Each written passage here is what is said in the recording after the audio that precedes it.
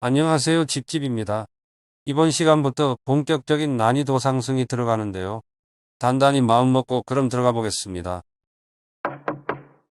먼저 인장을 처음 등록하는 경우 개공과 소공은 업무 개시 전까지 인장을 등록하여야 합니다. 또한 중개사무소 개설 등록 신청 시에 같이 하거나 고용신고 시에도 인장 등록 신청을 할 수 있습니다. 법인은 상업등기 규칙에 따라 법인의 인장으로 등록하며 분사무소의 경우 위와 같이 법인의 인장으로 등록하는 것이 원칙이지만 편의상 대표자가 보증하는 인장으로 등록할 수 있습니다. 분사무소는 주된 사무소 소재지에서 업무 처리를 해야 하는 거 아시죠? 법인과 분사무소가 인장을 등록할 때에는 인감증명서 제출로 가름할 수 있습니다. 그렇다면 개공의 인장 등록의 경우에는 어떨까요? 암기 코드는 가족질서인데요. 가족관계등록부나 주민등록표에 기재된 성명으로 각 7mm 이상 30mm 이하의 인장이어야 합니다.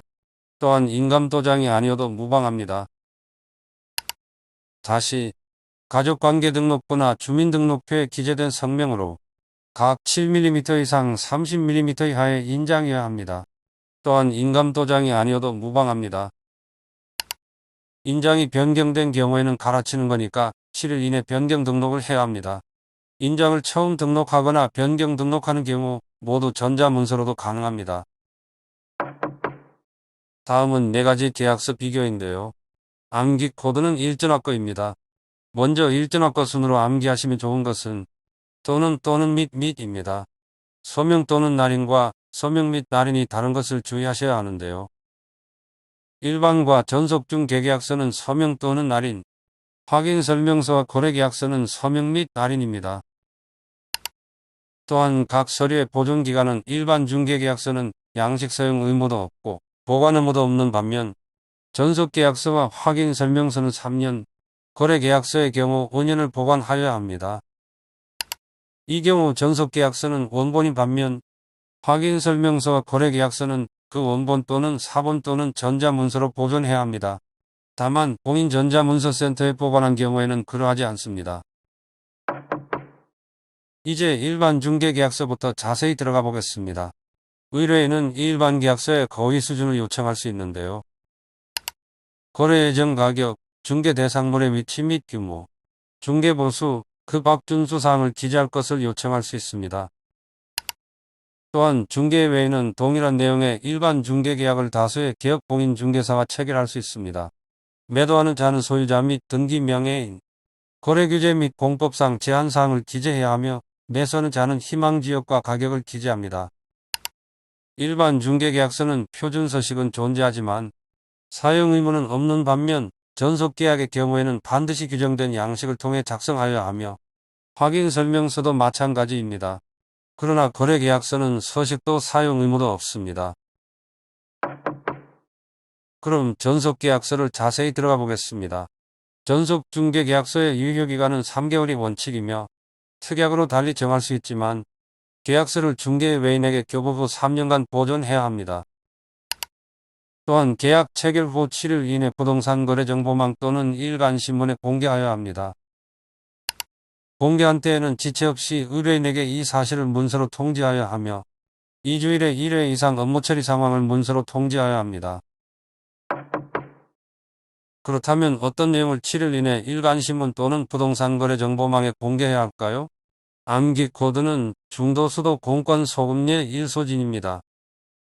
중개 대상물의 종류, 소재지, 지목 및 면적, 건축물의 용도 구조 건축 연도 등의 사항, 도로 및 대중교통 등의 입지 조건, 수도 전기가스 승강기 쓰레기 처리 시설 등의 상태, 도배 및 벽면의 상태, 일조 소음 진동 등 환경 조건, 공법상 이용 제한 및 거래 규제에 관한 사항, 공시지가, 소유권, 전세권 등 권리관계에 관한 사항, 중개 대상물의 거래 예정 금액 등이 있는데요. 권리자의 주소나 성명은 공개하면 안 되며 일반과 전속계약서 서식에는 의뢰인과 개공의 생년월일을 기재하는 칸이 있습니다. 또한 개공의 사무소 소재지도 기재합니다.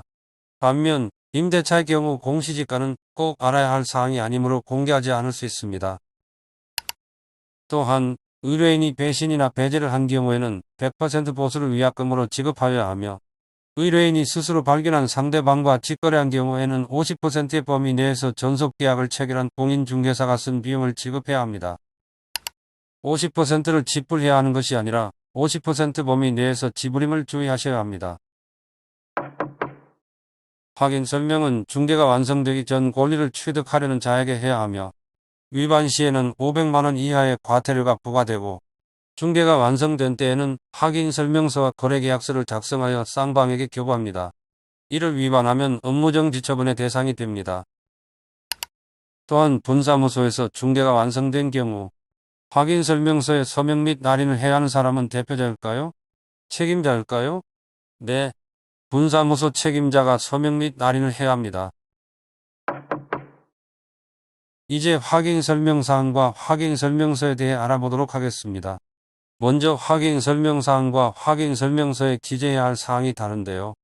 확인 설명사항은 전속계약 시 공개해야 하는 중도수도 공권 소급례 일소진 중 공시지가는 빠지고 조세와 보수가 붙습니다.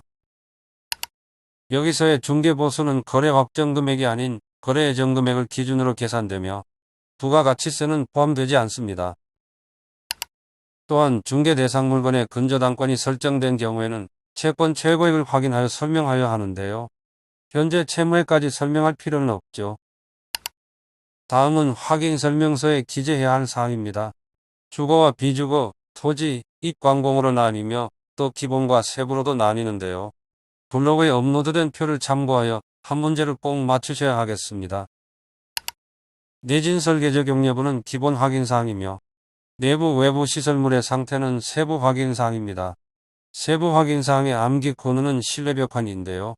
여기서 내는 내부 외부 시설물 상태임을 주의하셔야겠습니다. 또 권리관계는 기본 확인사항인데요. 등기부 기재사항란은 등기사항 증명서를 확인하여 적고 공법상 이용제한 란의 건폐율과 용적이론 시 운조례를 확인하여 적습니다. 그 외 기본 확인사항에 있는 입지조건 암기코드는 도대착륙판과 공법상 이용제한, 비선호시설, 거래예정금액 등이 있습니다. 거래예정금액과 취득 시의 세율 역시 기본 확인사항으로 개공이 직접 확인해야 할 사항에 속한다는 것도 함께 알아두세요. 다음, 세부 확인사항의 암기코드는 실내벽환입니다. 실제 권리관계 또는 공시되지 않은 물건의 권리사항을 제외하고 내외부 시설물 상태와 벽면, 바닥면, 도배 상태, 환경조건인 일소지는 임대인에게 자료를 요청하여야 하며 불응 시 그 불응한 사실을 설명하고 확인 설명서에도 기재해야 합니다. 그럼 깜짝 퀴즈. 승강기는 기본일까요? 세부일까요? 맞습니다. 세부입니다. 또한 주거용 건축물 주택의 경우 아파트를 제외하고 단독 경보용 감지기를 세부적으로 확인하며 비주거용 건축물의 경우 소화전과 비상벨을 세부적으로 확인하여 기재합니다. 여기서 한 가지 더, 토지를 중개할 경우 일조량 등 환경조건이라고 하면 그럴 법도 하지만 환경조건은 주거용 건축물의 경우에만 세부적으로 확인해야 하는 사항임을 함께 알아두세요. 마지막으로 거래계약서 기재사항 암기코드는 인표계, 인권거부자조기인데요.